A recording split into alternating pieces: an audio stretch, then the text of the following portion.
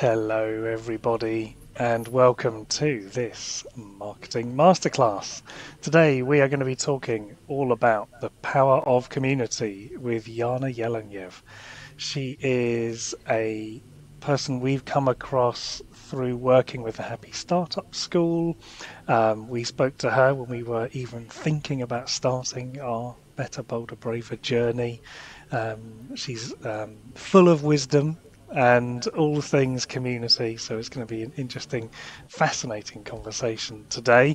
So for those of you joining us for the first time, my name is Simon Batchelor. I'm a marketing mentor and the co-founder of Better, Bolder, Braver, and I'm also joined today by Francis. And just as we're starting, there seems to be a band playing outside the window of this office that I never sit in. So you'll have Amazing. I hope everyone will enjoy. I mean, literally, it's like a steel band are going past the window. And it's getting louder and louder. Wonderful. Amazing. So I'm Francis, the other co-founder of the Better, Bolder, Braver, emergent, fun, fabulous party community. She's brought her band with her today. I brought my brass band. We're so thrilled to have Lana Jelenjev here with us today. As Simon says, Lana has been incredibly influential in our world. And we have a number of coaches in the Better, Bolder, Braver community who are very interested in what it is to be part of a community. I'm not sure if many of them had even considered that was something that they needed. And I think they're very interested in the concept of building their own communities. So we thought it would be really interesting listening for people here to dive deeply into what a community can be. And as Simon says, Lana is an absolute expert on sort of safe space holding in communities, rituals in communities, the purpose of communities, and also how founders need to be very clear on their own set of boundaries and limits if they're thinking about creating a community, which people here will know is a very big subject for us in the Better, Bolder, Braver community. Simon and I met in the Happy Startup School community. And so to kick things off, I'd love to know if people who are listening here might like to let us know where they are geographically and which communities they're in. That would be amazing if you can do that in the chat. And I'm going to invite you, Lana. Oh, this is a bit spontaneous. Sorry, you might hate me for this. But are there any sort of rituals that you can think of throwing at us right here, right now, that might get people warmed up to the chat, or anything that you feel is like an additional check-in question that you think could be inspiring, and then we'll go from there. Yeah, well, probably not a ritual because then we'd have to enact something. But it might be a good way to think about, what's a memory or your fondest memory of being part of a community. And for those who can share that also in the chat, like what's the fondest memory that you have of being part of a community? So how about you, Francis? I was just about to say, you kick us off. You tell us what. Well, I suppose that's brilliant, of course, because you it's one of yours. Just recording, thank you. So much noise. Mine was, I can share mine. So mine is definitely one from Happy Startup last year. So, I say last year. It was years ago now. It feels like last year. And it was essentially, I was helping out at summer camp, and it was just before everybody arrived, and we were all there waiting for the gate to open and the bus to arrive from Brighton Station, and just watching everybody come off the bus and just experience this space together and realize they were all grouping and gathering, and the smiles and excitement. And I think it's one of those things when you spend a long time in an online community and then having the chance to come together and seeing that realization, I think, that people had of just like, wow, we're going to spend the next few days together, and just that excitement and anticipation is definitely one of my fondest memories of community for sure. Oh, that's so nice. Yeah, that's so nice to, and when I think of the fondest memory, and I'm reading here also Mark's reply of the Christmas impromptu open mic night as one of his fondest memory that comes to mind right now. Yeah, like where do we feel that in our bodies? You know, where do we feel being part of community in our bodies? That's a lovely question. It's in my heart. I got a lot of love for both of the communities that I'm in, and a real sense of safety. I'm very grounded, I think. I've learned so much about myself in the last year and a half being part of communities. And I was hesitant to post what I did in the chat because I was thinking, oh, do I need to include my family? Do I need to include the sort of synagogue that we're tenuously connected to for the kids, but I'm not religious? So, and I was like, no, I'm not, because then you could just go and you could just spiral off into all of the bigger communities that you're a member of. But I've thought I'd leave it with the two that are kind of my main homes right now. Yeah. Oh, I love that you've referred it as your home. What about you, Lana? What's your fondest memory then? Yeah, so for me, so I'm a Filipino. I grew up in the Philippines, and I would always recall when we have town fiestas. That's when either a patron saint or a celebration within the town that I grew up in. And you'll have guests coming from different provinces, relatives that you don't know. I just love that. Yeah, I just love the hospitality, the sharing of gifts. So they'll be bringing food, they'll be bringing things, and then the chatter around different topics. So I love the feel of being one of many, and at the same time having a concrete sense of belonging, like what the Simon already said a while ago. And for me, that's one of the fondest memory, and it's something that I'm recreating as well at home. Whenever we have parties, my daughter just celebrated her 15th birthday last Saturday, and yeah, what I love is just gathering people and having conversations and talking about different topics and sharing meals. It's one of the things that we're notoriously known for. I think an Italian friend of mine said, I thought Italian moms are notorious for food. I didn't meet any Filipino moms yet, but when she went to our birthday gatherings, that's when she's like, okay, Filipinos are hands off more into the culture of feeding people. So that for me is that when I think about communities, there's really a sense of not just for myself, but also that bigger sphere. Either like what you said, it can be within religion, it can be within school, it can be within affinity with your relatives and family. It can be a community of learners. It can be a community of practice. So there's different ways in which we can see how we're experiencing community right now. And I do think it's more of a reconnecting to the essence of community that we need to do, rather than say, are we designing communities, new communities. No, it's really a reconnection to the essence of what we've been doing for generations already, and that's being part of communities. Something about choice is kind of coming up for me, because I feel that there's the kind of onus at the moment is on choosing the right community for you, or when you find yourself in a community that you feel very happy with, it can tell you a lot about yourself. And then there's the communities that you're talking to, which are sort of organic communities that we're born into and that we might have lost sight of because of how the world is these days. Yeah. I'm reading Natalie's comment in the chat. Thank you, Natalie, and hi to you. And thank you for your having shared that you're part of something called the Portfolio Collective and She Leads Change, neither of which I've heard of and sound very interesting. And Natalie also says, I've worked on learning programs that have a community aspect.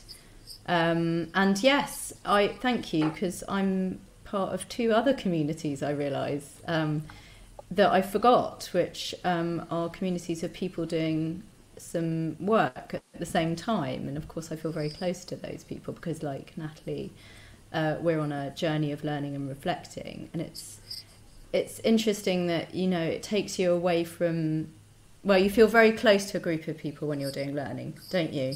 Because you're having the existential and sort of very nourishing experiences together, and it can make you feel separate from others in your life within your sort of organic community, if you like. So, sorry, I'm talking to a number of things, but I wonder if you can let us know your thoughts on sort of the differences between the communities that you choose and the communities that you're sort of born into, and then also maybe speak to what it is to be so immersed in a community that it can sometimes then leave you sort of perhaps feeling a bit distanced from other realities.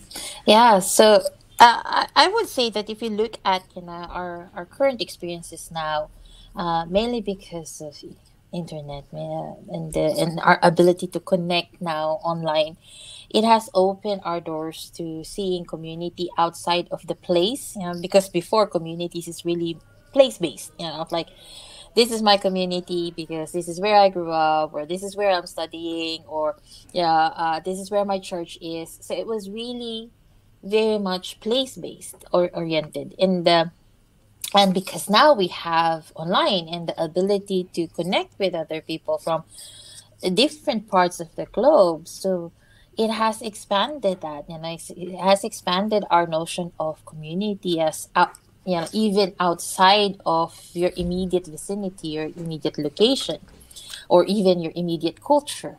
So now we have this other, you know, another dimension of how we're building communities. We're building communities online, and we're building communities where you might not even have seen each other face to face, and yet feel a deep sense of belonging and a deep sense of oneness with each other, because of the shared practices. You know, this is where rituals come in, because of the shared values, because of the shared purpose. So this shared ethos that you have within certain communities allow for people to engage in these communities. And what you've mentioned, Francis, about, yes, there's a pitfall also to this of limiting yourself only to a specific community and not opening yourself up also to experience others. I would say if you think that all your needs are met within that particular community, then that's great. And at the same time, there's always a limitation to things, right? If there's a like say, for example, finding yourself nourished within online conversations, and at the same time the physical intimacy part is then not there, you know. So how do you balance that? So I see it as looking at also, you know, what needs of yours are being met within the community, and how, you know, if you are someone who's interested in starting a community, of looking really at, what needs would you want to be, you know, would you want the community to address in the first place? Nice. I love the idea of, if you're going to be marketing, selling a community, then it's important to be able to address the limitations of that community in a way. I'm thinking of the people who've started communities from within ours, and a lot of the reasons they have set up communities make a lot of sense insofar as the learning journey, the shared learning journey, is concerned. We've got two of them actually here, Lucinda and Kieran, on the call, and in fact Mark kind of also is has a community of people around them as well, and then they're sort of, how do you bring the work that you're doing into the community out into the real world, as it were. And I love the idea of kind of being really open about the work within a community and then how it speaks to your practice in real life, or whatever you want to call it. I think it's a fascinating subject. And it'd be good to know in the chat if anyone else is part of communities and if they're sort of intrigued by that, what's the word, kind of intersection of realities. Would you talk to us a bit? You've just mentioned rituals. And of course, this is one of your zones of genius, and you've designed a ritual which you're very generously sharing a template of with community leaders, which we'll happily share in the chat. What's the driver behind your kind of interest in rituals, and what's your background in them, and what's your experience, and why do you think they're so important? Yeah, so I would say, again, this expert title. Oh, I don't consider myself expert in any field. I would say I'm more of a continuous learner. And one of the things that really attracted me with rituals, and I do community rituals together with Victor and Ninka. One of the things that really got me into it was, so coming from the Philippines, where our culture is very much rich with rituals, with traditions, with very, very distinct cultural practices. And then coming here in the Netherlands, I somehow felt that I lost an integral part of who I am as an individual, and how rituals can ground or mark certain moments. So when an opportunity came to learn more about rituals through Victor and through Ninka, that for me was just like, okay, this is another piece of the reconnecting to the essence of community. That rituals is something that we've been doing, even through what's this in the caves, with all those drawings. And so it's something that has been there for all our lives. And I see it as what we're trying to do with community rituals is helping others understand it in a more modern way. And the templates that we're sharing are for different topics. So we've created one on the end of year. We've created a template on the start of the week. And then now we have this arriving, which is really to help communities process their COVID-19 experience. And this is what rituals do. It helps us process things. It helps us to mark certain moments. And to make these transitional moments be more meaningful, or to also honor these transitional moments, or these experiences. So for me, rituals is a way to enrich the engagement, and also the lifeblood of the community, because it allows you to mark these milestones or these moments together as a community. I love that your work is about bringing different levels of awareness, self-awareness to something that's happening, particularly with learning journeys. When we did Vision 2020 with you, Simon and I did a 5-month program under the care of Carlos, Laurence and Lana within the Happy Startup School community. And it began and ended with rituals, didn't it, really, Lana? Yeah. And that was really important, and sort of unified us from the get-go, and then also allowed us to kind of say goodbye to each other in a ceremonious way, because of course there was quite a lot of sadness at the end of that program. But I also love how it sort of makes you focus on what it is that you're doing, which sounds it sounds maybe superfluous, but it's so important. It's a great way to align people. Rituals have in its core attunement, and when people do a ritual together, you attune to that intention. Like what's the intention, or what's the invitation for this ritual?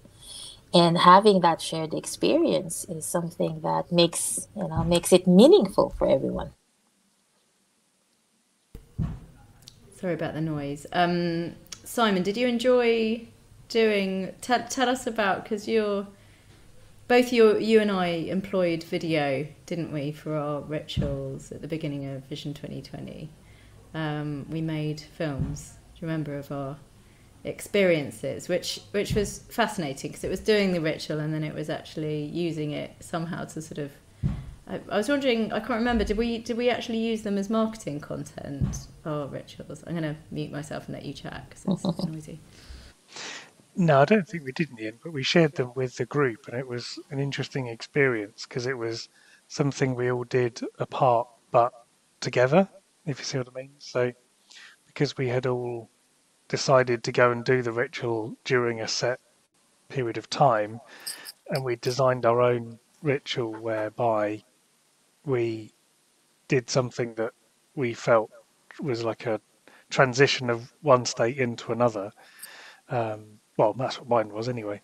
And it felt really good to see how other people had interpreted that invitation, and then to realise that we were all trying to create something to mark the same point, if you see what I mean. So that was really interesting to see how everybody was kind of deciding, oh, actually, well, I'm going to go and do this because I think, to me, this is what speaks to that, and therefore that's what I want to do in order to mark that point. And when we did that, it was really nice because we all sort of were able to see how everyone's sort of creativity was working, I guess. And I can imagine, Simon, that it also allowed you a greater awareness of where people are at. Yeah, because some people's was very sort of, it took quite a long time and felt very, and they didn't make a video of it, but they went through quite a long process and then described to us what that process was and what they did. Whereas mine was sort of fairly long in the preparation, but then the actual ritual itself was quite quick. So it didn't, you know what I mean? Because I was thinking about it because I wanted to video it to share it. So I didn't want to do like a really long ritual because I was like, I'm not going to be able to film all this. So I did the opposite, where I spent a lot of time thinking about it, and then the actual movement of the ritual itself was actually fairly short. But it certainly was fascinating to get some insight into where everybody else was at with the process as well. It's making me think that we didn't really deconstruct what we all did with the ritual, did we, Lana? And yet, just listening to Simon now and reflecting on my own experience,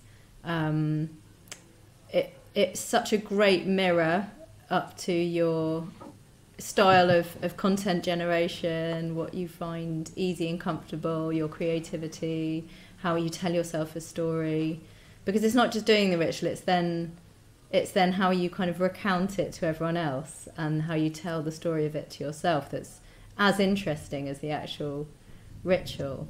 I mean, you must have been surrounded over the years with some really interesting sort of versions of other people doing your rituals, if you see what I mean. Yeah, well, this is also the beauty of rituals, it's something that's bespoke, it's something that's meaningful for those who are doing it.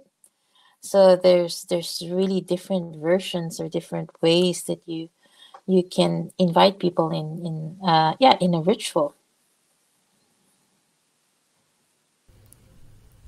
We've got some. I know we've got some technical questions from people as well. So I mean, I can happily talk about this kind of stuff all day long, but I want to let you and Simon maybe geek out a bit on sort of platforms as well, because we've talked. I'd like to make sure that we continue to talk about the purpose of community and how we can hold space, but just to chuck in there also, there's the sort of ways in which we can actually build communities, the logistics and the technicalities. And you invited me to talk to you about how I experience the communities that I'm in from a sort of, what is the experience of being in a shared digital space with people. And Simon's done a huge amount of work in sort of considering which platform we were going to build Better, Bolder, Braver on. And you, both of you need not mention any names if you don't want to, but I'm interested for you to share a bit of thought in terms of sort of the limitations or the things that you celebrate about what is on offer out there for people wanting to build communities and what they need to think about before they launch into designing a whole thing and then realize it's not right for them. Yeah. So I'd like to speak first on, what to think about, because for me, there's really no one platform to meet everyone's needs. So for me, there's really the question of, like what you've already mentioned, Francis, of why is this community there in the first place? Who is it serving? That this idea of, let's start with who is this community for? And if you really dive into who they are, their strengths specifically, and not just their needs, you get to also understand, where do they congregate? Where do they hang out? What platforms are they currently using already? And what platforms they like? And you also get to have an idea of, would a platform be serving? For some communities, they've decided WhatsApp is a better option, mainly because they have ease for people, and at the same time, especially for some countries, that allows for lesser bandwidth. So it makes things, in that sense, not just easy but also efficient for others. So you need to think of who you are designing this community for. And with that in mind, put in the lens of strengths-based approach or asset-based community development of what are the current assets that they know that they already have. And those assets can be the strengths that they have, the the infrastructures that they're part of. If you say, oh, most of them are already in LinkedIn or in Facebook, so that's also another consideration. Where do you find them, and where do they hang out with, and also who do they also engage with, and this exploration of who is something that we can also again talk about even deeper. I've been talking about the start with who process for years already, and then from that, who is why do you why is this community needed in the first place? What's the theory of change or the pathways to change? Because for me, I see communities as there's a palpable purpose to it, and what is that purpose, and how clear is that purpose for everyone?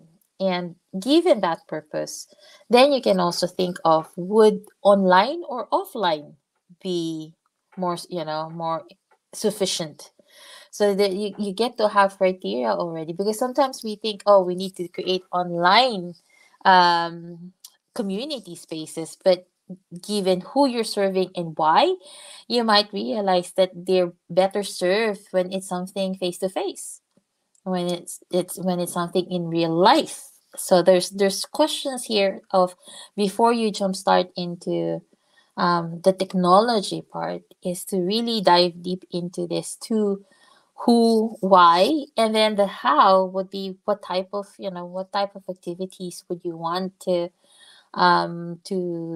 promote, and what are the rituals or the rhythms that you'd want to have, and is doing this online in service of those activities, or is this best offline, or is this best hybrid? So charting also the different activities and different ways that you'd want people to engage makes you have a better understanding of how much reliance would you need in an online platform, or what are the functionalities that you then have to look for in an online platform to be able to deliver on the how.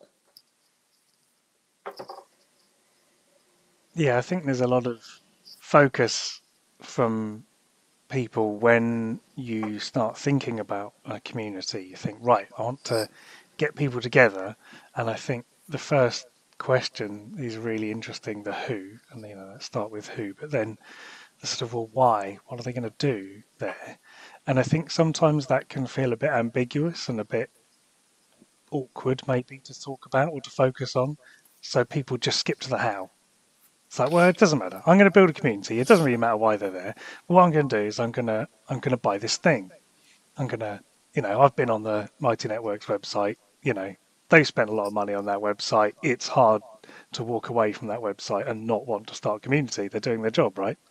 You might go to some of the other people out. There's loads out there. We could spend all day listing them. But the point being is, I think skipping over that why bit is sometimes feels easier. But then maybe this is why people end up sometimes with a community that is feeling a bit empty, because the why just isn't clear. And if it's not clear to the people who set it up, then it's not going to be clear to the people who are thinking about joining. And I think what you've said is really interesting, because ultimately you could just get a WhatsApp group or a Telegram group or Discord, or there's loads of things, there's loads of tools out there that can create a community for discussion. And then I think there's a lot of tools out there that can help you turn it into a business, or into a movement, or there's loads of different things out there that you can do with the tool. But I think the key is, to lean into that who and why and get really clear on that before you get to the tools, because ultimately the tools can just be a shiny distraction. Yeah, it's like when people make websites, they do the same thing. But, I definitely need a website. What's going to be on it? It doesn't matter. What I'm going to do is I'm going to go to Squarespace, I'm going to give them all my money, and then I'm going to get to that and go, right, what do I put on the website? Let me think. And it's like, you need to do it the other way around. It needs to be content first. But anyway, it's just all of that. The same workflow repeats itself in many ways. And what is also fascinating is we're being fed with this idea of community building is easy.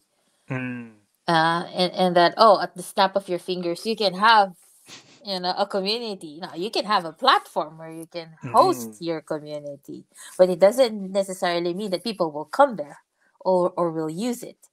So for me, when I think of also, what we're constantly bombarded with, this idea of community building, is that that this is something that you can sustain financially. When, if you think about it, those who are really looking at how the pricing goes, is you're trading with masses. So it's like you need to have your breadth of impact needs to be big for you to be able to generate enough in terms of funding to say it works. So this is also something that people don't think. They'd be like, I'm just gonna create it, and then I'm gonna have people joining this community. But how do you sustain it? And not just sustain it. How do you invite others as well to work with you on it? Because a community which is just run by one person and not held by others is not a community. Right? So how are you inviting other people in to share responsibilities, to share roles, to to bring in their gifts in the community? And this is why, for me, it's like when people ask, like, okay, you're doing community building, so I say, well, I provide the tools for people to start designing their communities. I give consultation, but I do know how much work it needs in terms of keeping a community together, keeping people be part of the community, and also sustaining all of that, including myself, in those daily activities. So it's not a one person, one man job, one woman job. It's something that is done collaboratively. And if that is already a big, I would say, challenge of how to work with others is already a challenge for you, then doing a community program might be even more challenging. I hadn't really thought about how many parallels there are between community hosting and the approach to marketing that Simon and I find ourselves talking to quite a lot. But it was only this morning I was brushing my teeth thinking, there's no way I could do this if I didn't have Simon. There's no way Simon could do this if it wasn't for me. Like the amount of stuff that that we're trying to get right all the time, and sort of, you know, it's such a delicate balance around content and care, space holding, you know, the sort of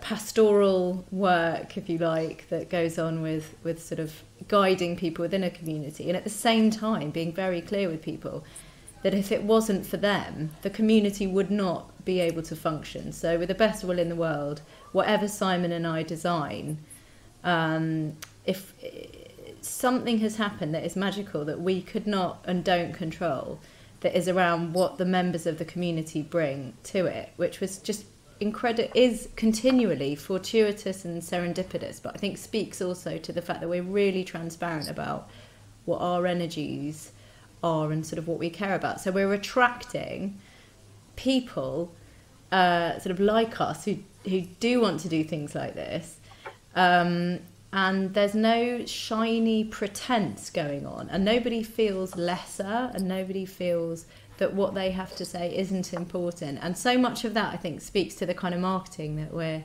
trying to get people to feel better about doing. And the collaborative cheerleading that goes on in the community is very much a reflection of the sort of thing that we like and encourage people to engage in by way of their marketing. And we talk about conversations and not conversions, and we talk about cheerleading each other and supporting each other and working out loud. And I think a lot of these things you know, can be reflected in the way in which you are holding space, right, in a community. Yeah, oh, definitely. And this is, I would say these are human-centric principles, right? And this is what community building should also be. You know, how do we make it human-centric? And I would say because of, social media and old school marketing tactics, you know, this idea of community got really muddled with what's this, transactionalism. I would say, you know, this idea of I'm gonna make it so that I can get this, either for profit, either for being an influencer. There's a sense of transactional values that was attached to community. So for me, it's also how do we move from that to be more transformative in engaging people, in inviting people, in in creating activities or opportunities for people to find themselves in the community, and also really to drive the guiding principles of what the community stands for. There's also the journeys that I think we're all sort of trying to articulate or help people see. And of course, we can't have this crowdcast without inviting you to tell us about the satire change model, because it's one of the things, along with Start With Who, that is, you know, something you talk about a lot and know a lot about. So would you just give us an overview of the satire change model, and perhaps some of the people here who are familiar with the coach's marketing journey, or the concept of the hero and the guide might sort of hear into what Lana's saying, some of the things that we talk about, and there are some more parallels there. Yeah, so if we look at our own change process, so the Satyr change model was created by Virginia Satyr, and she's a family psychotherapist. And the different stages that she noticed was there's an old status quo, your comfort zone, if you want to use that term, and then there's a foreign element that comes in, either, say, for example, a new job, you know, death in the family, a pandemic. So there's different foreign elements that might come in that shakes us out of that comfort zone, and then eventually entrusts us in a space of chaos. And this space of chaos is really a space of exploration, experimentation, trying out new things, and also wishing to go back to the old normal. So as you probably can see the parallel ways in which we've we responded to COVID. So before COVID, we had our our lives, and then COVID came in, and then we got into a space of chaos where a lot of people are like, "Oh, we're just going back to normal," but there is no going back to the old status quo.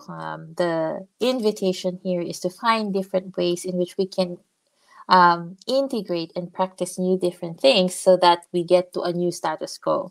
So this practice and integration is something that you would want to do with other people. This is where community is really very important, because there's the accountability, there's the what's this practicing with others that helps you to be on track so that you can get to a new status quo over time. And this for me is a very simple tool to look at, where are people at in their different phases, and each phase have also different things that that is important for them. So like, say for example, during the old status quo, awareness building is very important. So the more that you can provide them the awareness of what might be their space of chaos, if they keep on continuing doing this might be your space of chaos. So you're giving them already the knowledge and somehow capacity building in terms of what to look out for, so that their space of chaos won't be so deep anymore. So you're helping them to prepare or plan for chaos somehow. So awareness building is very important at that specific stage. And then, like what I said, when it comes to chaos, it's really a lot of experimentation, exploration. People in chaos, you don't give them programs to to go for a year or 6 months, because they couldn't even figure out what to do for next week. So you'd want to address people in chaos with more compassion, and also allow them to have spaces where they can explore how they can find acceptance in this transition, in this new phase, in where they are at. Amazing. Simon, how are we going to relate this now quickly to the journey of consciousness? Because what's coming up for me is like, which stage should you not be designing coaching courses for people? And yeah, what's coming up for you in listening to Lana being the person who's so expert at talking about that, the different levels of awareness in marketing? Well, it's interesting because it's kind of, I guess, you don't want to be building a community for people who are unaware, because they've got no reason to join it, because they don't even know that they've got a problem or a point of change that is something they want to know anything about. It's sort of, it would just be a lot of energy to try and get people who are completely unaware of the problem or the opportunity for change and saying, join my community. You'd be like, what? Why? You just wouldn't feel energized to do so. Even at the problem aware, it's not really, you can't help anybody at problem aware because you're not offering a solution. And I think that's kind of maybe that just before the chaos stage. And you're saying, yeah, you might have experienced this, you might be feeling this, you might be thinking that. And when they get to a point where they're ready to make change, they're ready to do the work, they're ready to work with a coach, that's when a community might be a good offer. So let's say what you do is you coach people on, I'm going to go back to my usual, how to feel less stressed. You may find that of 100 people you get come to you, only 2 or 3 of them you can really work with. But you don't want to let the rest of them go. You want to have something for them. And it's not that you can't help them, it's just that you can't help them individually. So then a community might be something that you feel is appropriate to set up, because actually together they could work through a process, they could all come together, they could still help each other. There's an opportunity there. But that really is where you would look at it as part of what you're offering. But I think just starting with a community and saying, right, I'm going to build a community is not necessarily the best way to approach it. A community should be part of what you're offering. If you are in, this is only in the coaching space, obviously I'm talking at the moment. if your idea is in the Satir change model, that when people get to that chaos bit, just as they go down, you've got something to help them as they move through the chaos. And then you may find that more structured work, one-to-one work, is what brings them out of that chaos stage into the understanding and learning phase. And community may have a point in that. But yeah, linking it to the levels of awareness, I would say really a community is only really suitable for people who are moving from, who are in solution aware. So they're just about to go through into the chaos phase. And one of the things that you might want to consider in thinking about where people are at is what are the strengths that they bring in. I'm a big advocate of strengths-based approaches, mainly because a lot of the framing that we have when it comes to designing communities is really very deficit model. What is lacking? What are they missing? What are their needs? And what we fail to take into account are people inherently have things that they bring with them in the communities. And so when you invite them to a community, how can you amplify the strengths that they inherently have and make use of of that for the community and for others that are part of the community? So moving away from a very transactional to again this transformative state of how am I enriching this community with my presence. So each one of us contribute to the well-being, to the health, to the to the thrivability of the community. So how can we make sure that we bring that in and really highlight that for people? I really love that. First of all, I just want to say that something that's occurred to me, which I think I was sort of feeding into on an unconscious level, but hearing you and Simon talking about the relationship between the Satir change model and journey of consciousness has made me think back to rituals and how important it might be to kind of employ a ritual at different transitionary points between the different levels of awareness, just to kind of mark how important it is to go from one level to another, as well as right at the beginning of the journey and at the end. And then the other thing I really enjoy just now thinking about in listening to what you're saying, Lana, is sort of how, again, the cheerleading aspect, being able to show somebody what it is that they're doing that's amazing for everyone else, is wrapped up in the confidence that we're looking to have people feel as being part of the community, and then the kind of confidence to articulate better what it is your strengths are to the outside, which is obviously part of the marketing journey.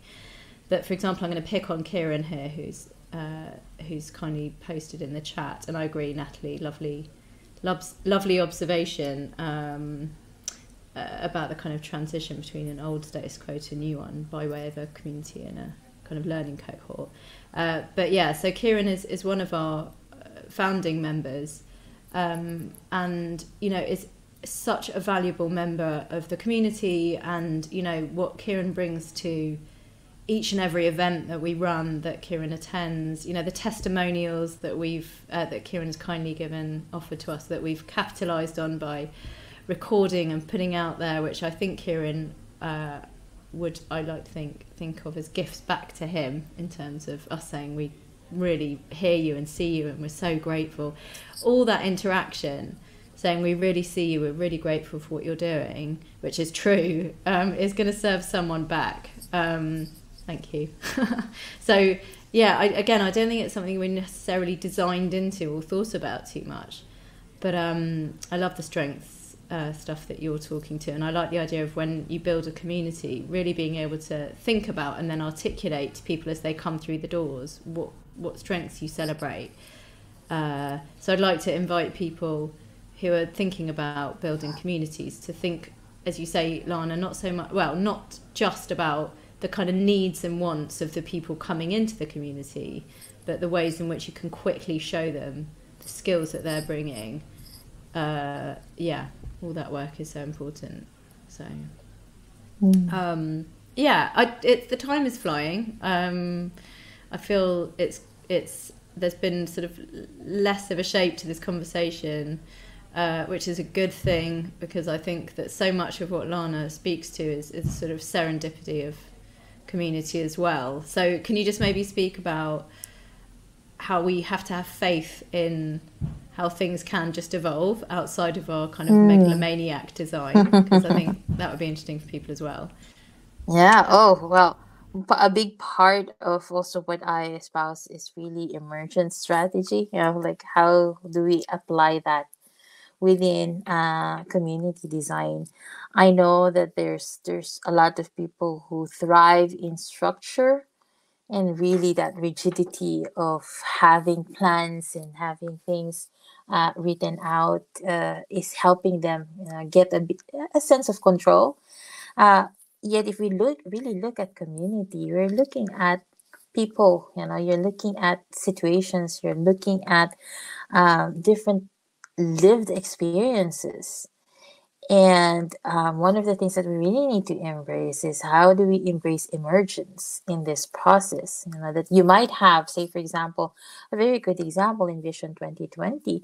When we started it, it was not at the start of the pandemic. So, but when we got when we started the program, we had the first lockdown, and we were talking about, so what is most needed at that given moment.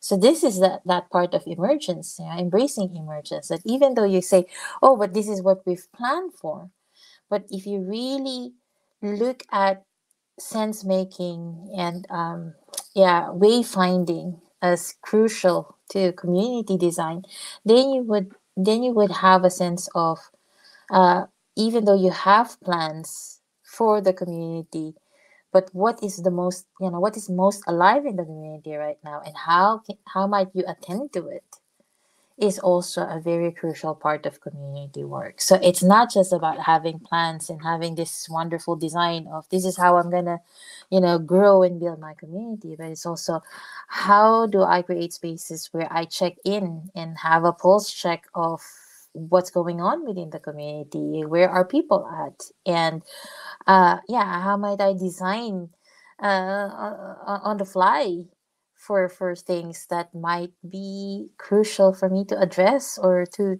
for the community to attend to at that given moment.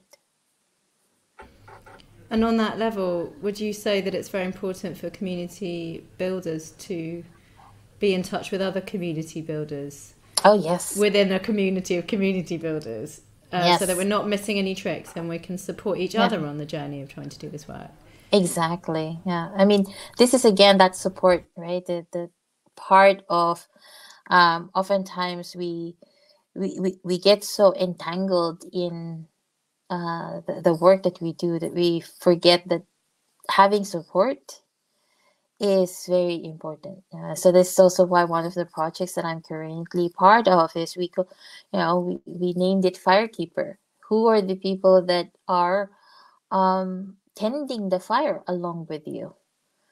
This vision of, okay, there might be people who stays in the campfire, lives, comes and goes in the campfire, but there would always be people who needs to add in more wood. There needs to be people who looks at, okay, is it too warm? Is it, or the flames dying? So there needs to be more people doing that. So how are you surrounded and supported by firekeepers in this work of community building so that you can tend to the flame of the community together?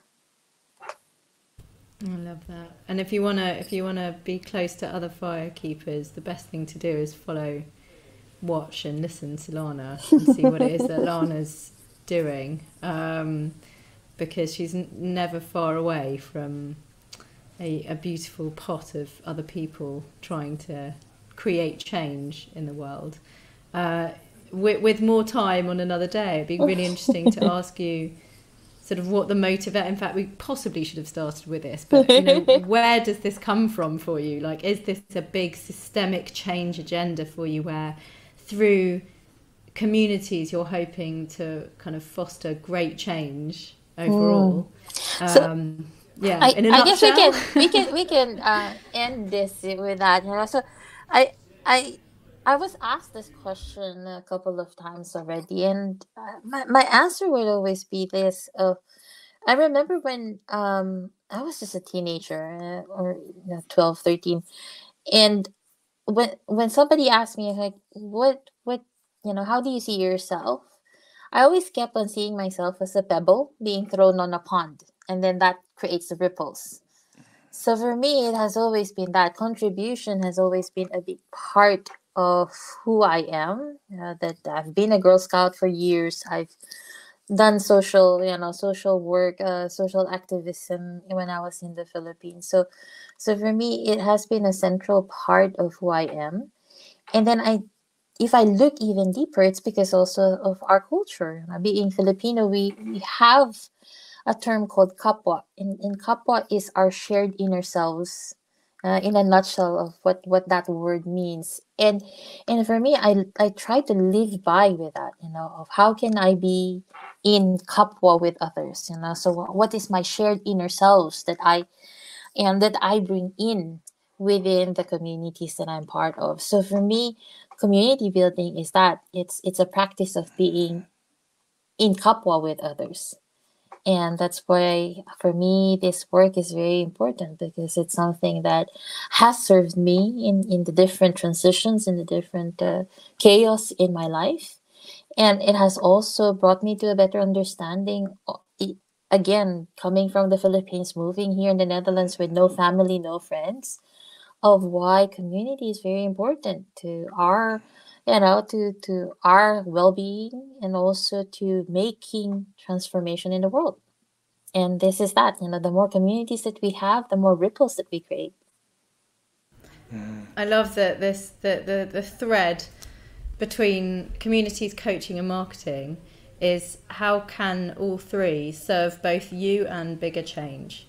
And I think for people listening into this who are desperately wanting to help others, the work, as they know, is so much about your own journey so that you can help others, and then being able to put yourself out there in a way that helps others see why you're somebody who is best placed to help them.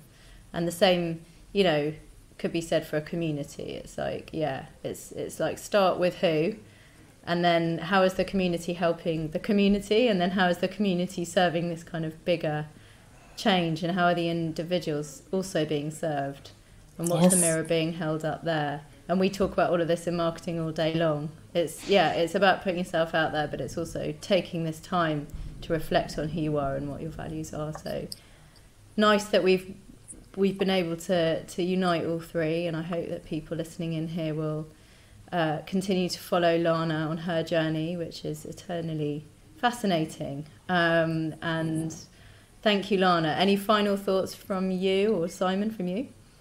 Well, thank you for having me.